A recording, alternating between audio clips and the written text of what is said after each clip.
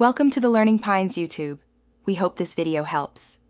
In this video, I will explain how to file a complaint against an SBI Bank Manager. Your first step is to formally lodge your grievance directly with the SBI branch where the issue originated.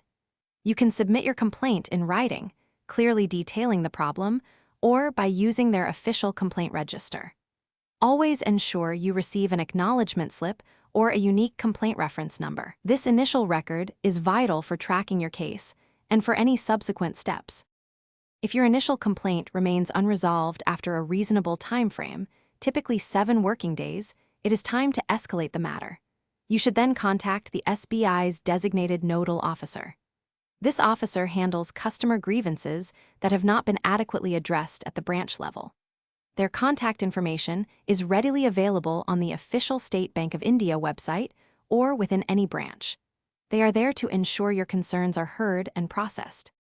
Should your complaint still not be resolved by the bank within 30 days, or if you are dissatisfied with their resolution, you can then approach the banking ombudsman.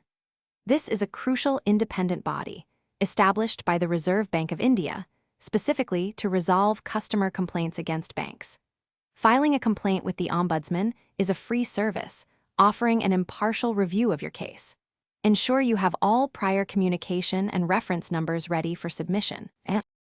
Throughout this entire process, meticulous documentation is crucial. Keep a precise record of every communication, including dates, times, and names of individuals you spoke with.